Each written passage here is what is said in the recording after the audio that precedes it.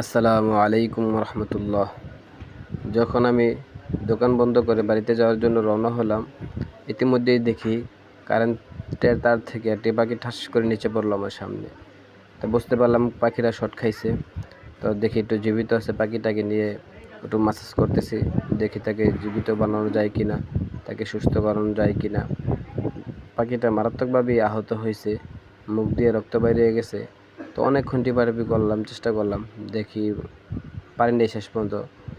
আল্লাহ তাআলা তার মৃত্যু এই জায়গায় লেখছে, তাই সম্ভবত এখনও মারা গেছে।